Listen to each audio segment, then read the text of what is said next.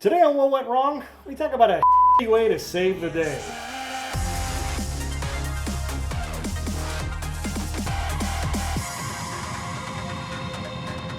I'm Brett Mauser, and I've made over 40 feature films, and I'm guilty of using something called Deus Ex Machina. Not very often, though. I mean, yes, I do, but not as to the degree that a lot of other films will. Right. Would you like to begin by explaining what Deus Ex Machina is, or would you like basically the textbook definition? Give us the textbook version, and then I'll give you the layman's version. The textbook definition is basically when it's a plot point that when the plot and the characters are up against the wall, and there just seems to be no possible way to get out of the situation, suddenly the Deus Ex Machina, machine of the gods, comes in and saves the day. Yeah. And you're sort of like, oh, wait, what? Wait, where? Well, that came out of the blue. Right. And it's a way that writers will get themselves out of situations, or to say, basically save the day. Right. Out of nowhere, with no build up, no hints that this is coming, no explanation as to why it happened. Just sort of a bravo! I wrote myself in a corner, so here. Yeah, it's basically what it is. It's the what did I call it before? It's putting the game on easy, on God mode, and just getting yourself out of the situation. Which I with you one time on this is like, look, you want to be the kid that plays the game on Immortal? That's cool. Just don't expect me to give because that's the problem. Is at that point, well, whatever. Obviously, all your guys have got plot armor. And so no one gives a shit. It's a good other term, the plot armor. For those who aren't familiar with plot armor, it's basically your character is surrounded by armor that protects them from having anything wrong. Like somehow Finn can get hit by a lightsaber and not get cut in half. What? Pretty sure if ever I've seen a lightsaber get used, it cuts stuff in half, like, I don't know, Darth Maul or Luke's hand or anything at all that it seems to touch, but not Finn. No. Kylo Ren takes that thing up his back, and you know what happens to old Finn because he's wearing plot armor? He gets knocked unconscious. That's it.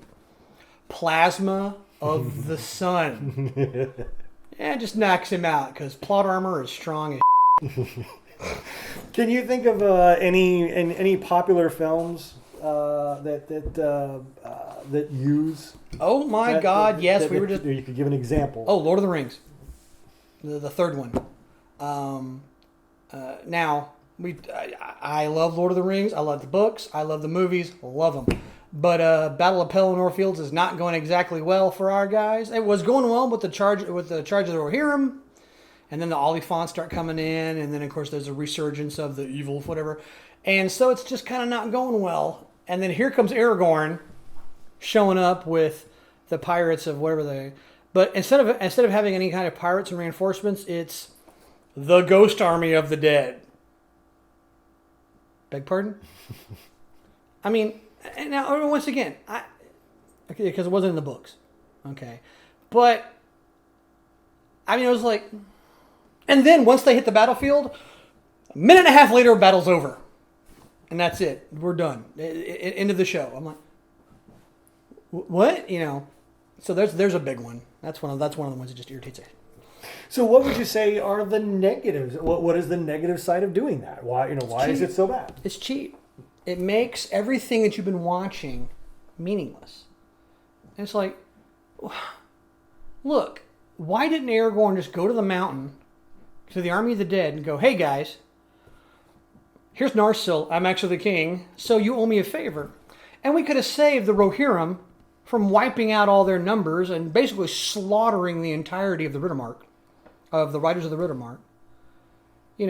And the soldiers of Gondor, who had been decimated anyway, and all the stuff that they did was all the sacrifices they made, all the death, the thousands of dead on the field of our heroes, were meaningless because why didn't we just have the army of the dead, who are already dead, hence the name, and just come out and just wipe the place clean in the first place? Why do we have to go through all that to begin with? It's like, ugh, really, guys?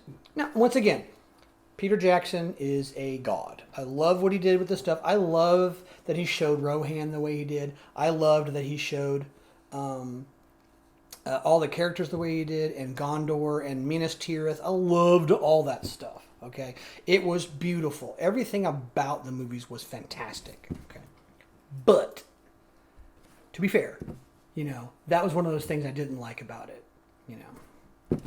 Well, when you're writing, you want to put these obstacles and these roadblocks in front of your characters. Right. You want to get them to that point where everything does seem hopeless, and that it is an impossible situation. And that's what I've said that before. I've said that in my book and in other things. You in every scene you look at your main character and like, how can I fuck with him now? And there's that that sadistic side that you've got to have to be a writer. Right. You want to just fuck with your characters. Yeah. And you want it, and the worse you can make it for them, the better, because the people are like, well, how are they going to get out of this? And you put them up against those impossible obstacles. Yeah.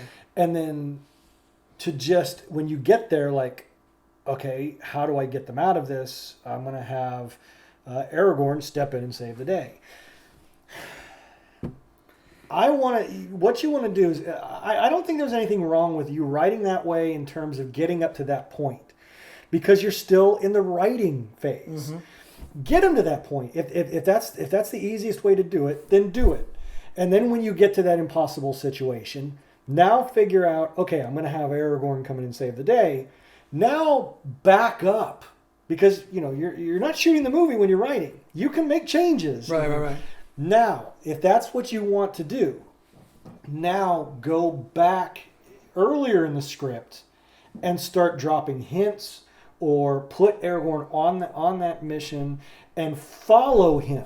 That's sort of which they did do, to be fair. Well, we'll go into Rise of Skywalker with Lando, how he went and got all the other people to come save the day at the end. Right. I've got no problem with that, but I would have liked to see him have those moments of rejection.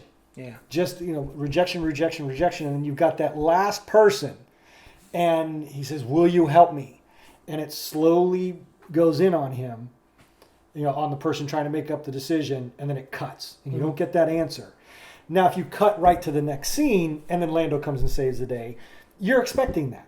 So put it a little bit earlier on, so that you forget about that, so the audience forgets about that. And then it's both a surprise, but I forgot. Yeah. Well, okay, so Peter Jackson, once again, in the second movie, when they were at Helm's Deep, Gandalf had gone off and said, "Look to me at the dawn of the third day," and so, but no one knew what that meant. And he rides off on his white horse, and Lord knows where he's going. Okay, and here they are, Battle of Helm's Deep, and it's dawn. And they're pushed back to the keep, and it's gotten to the point to where, Aragorn and the king, whose name escapes me right now. I do know stuff, but I don't always know stuff. I can't think. Anyway, they're in the back, and they're done. They're given that. Here we are. We're in the very end of it. They're about to break down the door, and then nothing is going to stop them from going into the caverns and slaughtering all the Rohirrim, all of Rohan. What do you do? And it's that fantastic moment when Aragorn looks at him with that look of madness and what's his name? Who played Aragorn? Oh my God, Viggo Mortensen has that kind of like madness in his eyes anyway, which I love about him. The same thing with all my favorite characters, like the Batman and other guys. I mean, they get the crazy eyes, like And he's like, he looks at him, he's like, "Ride out and meet them," and of course. He looks at him and is like, with that look of, "Are you insane?" And he's like, "Right out with me." And that's when he's like, "Yes!" And he gets that kind of crazy, and he's like, and so here they are. They're about, take it. It's always one of the things when people ask me what are great lessons you've learned, or I actually had someone say this to me, is like, give me advice for my kid who's graduating from college. And one of the things I told him was when it's darkest, when it's the darkest of night, and they've beaten you and they're knocking down the door to kill you, sometimes the best thing you can do is mount up, draw your sword, and run the mother down. And that's exactly what he does.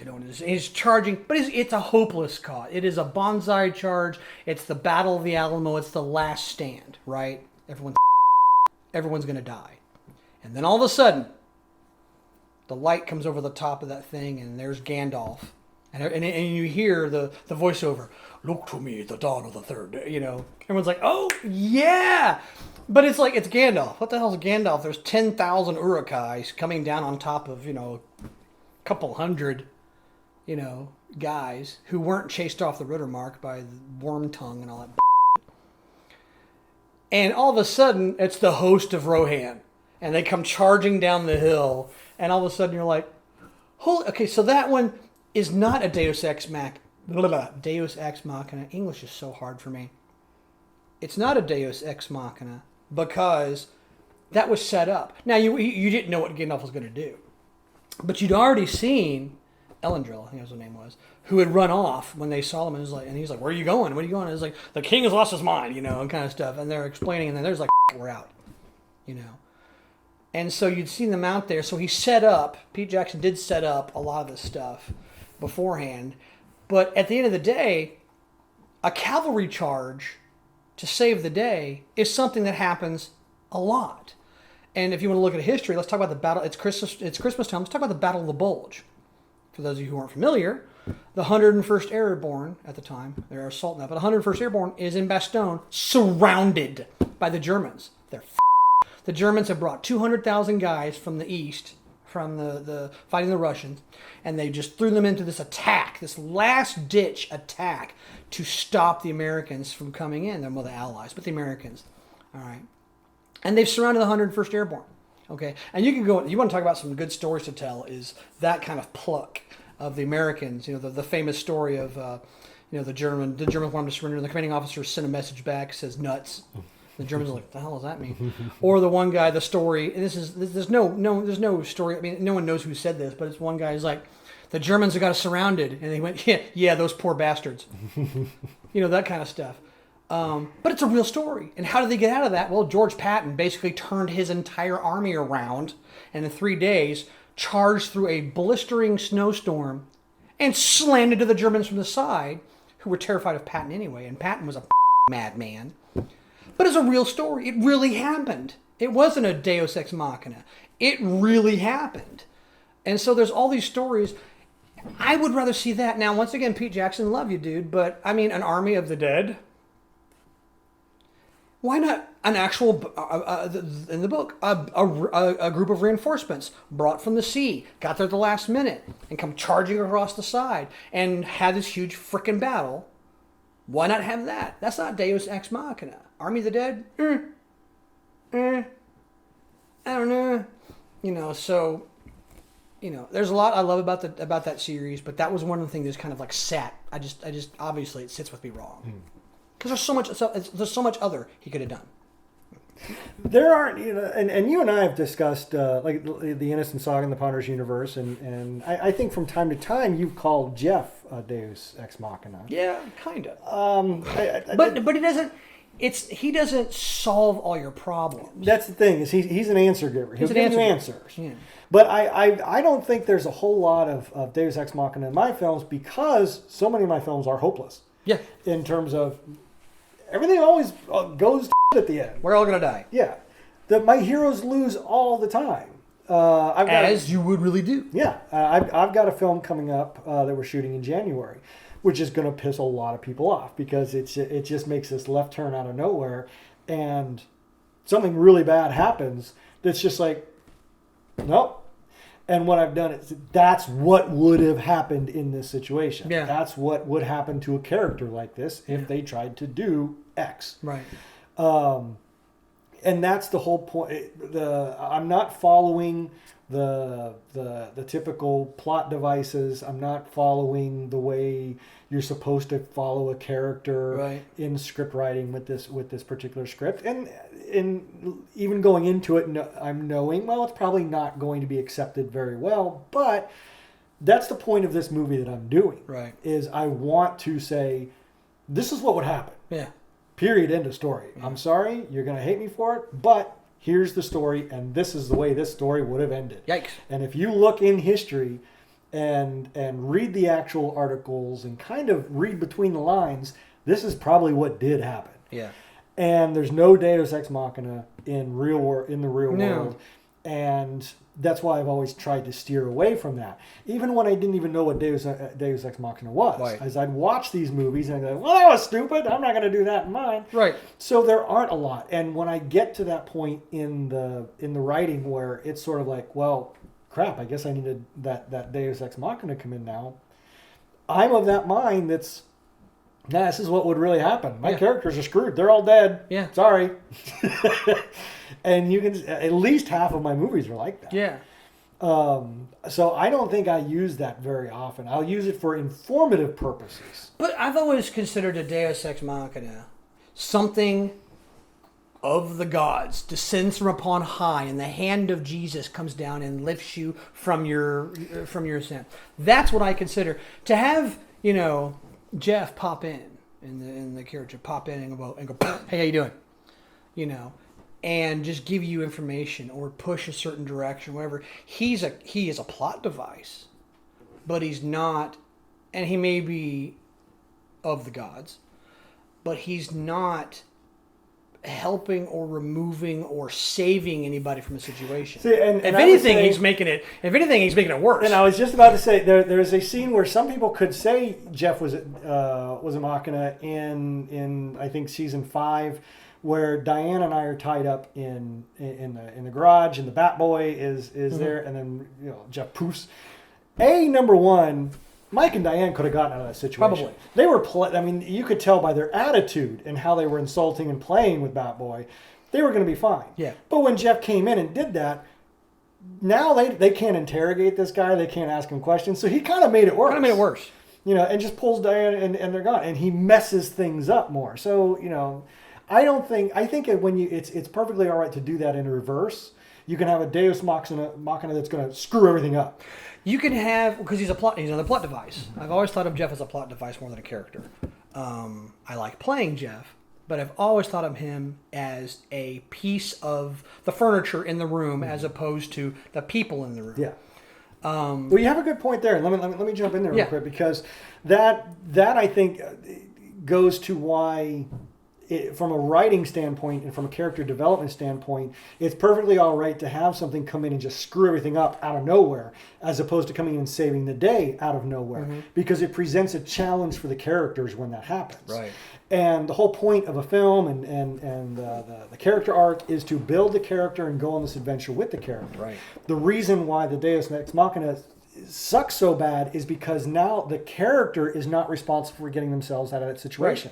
Right. You've stunted their growth. You've stopped their growth. They haven't made a choice. They haven't made a decision. They haven't done something to get them out of that. Right. But when you have something that just, a meteor comes in out of nowhere and screws everything up, I think that's all right, because that's just throwing in more challenges out of nowhere. Right. It's all right to have challenges thrown out of nowhere, but to save the day out of nowhere, that takes that power away from the character and makes the character less interesting, because now the character hasn't evolved or done anything to deserve themselves getting out of that situation. Right. They didn't help themselves at all.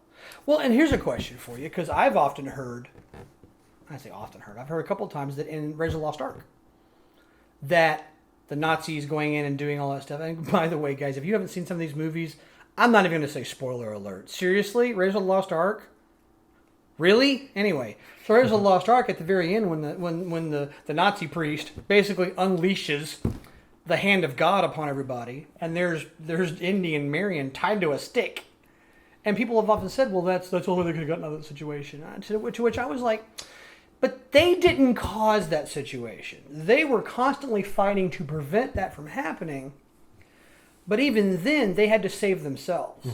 Because had they just kind of been there and done what everybody else was doing, they also would have been turned into dust. Yeah, had they opened their eyes. And he told her, and saving themselves he's like, don't look at it. Don't look at it. She's like, what? Just close your eyes and don't open your eyes for anything. And can you imagine how hard that would have? Yeah, I mean, it seems, okay, just closing my eyes. That's not a big deal. But now, throw in the sound, the knowledge of what's, listening what that to the hand of God annihilate a battalion of individuals around you, that's not something that's easily done. Not just take a peek. The curiosity must just... And it would have been awful for me, because I'm like, Temptation. I want to see that crazy stuff happen, because I'm the one that rewound that part where the Chinese, or where the Asian guy's face melted like 12 times. The first time I was like, that... I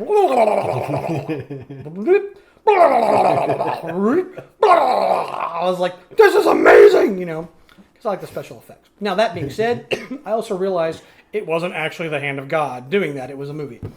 So, but yeah, in that case, I've always argued, yeah, it was an actual Deus Ex Machina, but it didn't save them. In the end, it kind of did, but they still had to save themselves by realizing what was happening, and Indy telling Emirian, shut your eyes. And to which she was like, you bet. And because obviously she made it. So she did what she did what she was supposed to do. So it's not quite the same thing in that case. Yes, the hand of God literally saved them, but it wasn't without danger and challenges on their part. I would just outright dismiss that as a Deus Ex Machina, just because the whole plot revolved around what's in the Ark. Mm-hmm. You want to know what's in the Ark? That was the mystery. That was what kept you involved. That's what kept you honestly, and the funny thing was, Indy didn't seem that interested. Yeah. Because Belloc was like, it is an estimate for talking to God, and he's like, you want to talk to God? Let's go see him together, because he'd lost Mary and he's had it, But yeah, that was one of those things where I would say that wasn't, because, like I said, I consider the machine of God, the instrument of God, to come in and save you, and which you've done nothing to deserve it, other than just get there. And whether or not you do anything at that point, the ending is foregone. Once it shows up, that's it. Well, had they had their eyes open, they would have died too, horribly. But they didn't, because it wasn't as simple as just letting the thing happen.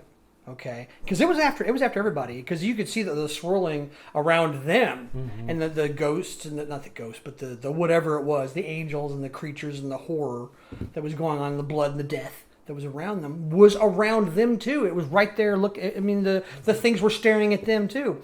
But once the things realized, once the angels, the demons realized, and angels and demons are basically the same thing,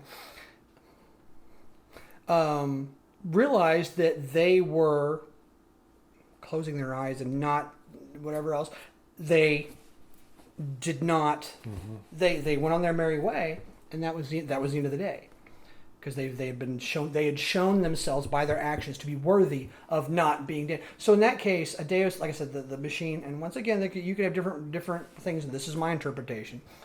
Something that comes in and saves you, whether you deserve it or not, and once it shows up, your actions no longer matter. Yeah, that was an important part in his character development, because that's where he changed. That's where he had to prove that he had changed. That ultimate last test of Indiana Jones. Right. He had no faith. He didn't believe in it. All this stuff is happening to him because you start off a good character arc. The character starts believing a lie. Right. And it's the realization of the truth, and that was needed to test his character growth. And did he believe in the lie anymore, or did he accept the truth? And he accepted the truth, closed his eyes, and survived. Right. That was the final goal. An Ex Machina does not do that. Once it shows up, any and all growth of characters is done. It's out. The movie's over. When the thing shows up, that's it. Yeah. We might as well just turn the thing off, because your characters aren't going to do anything else.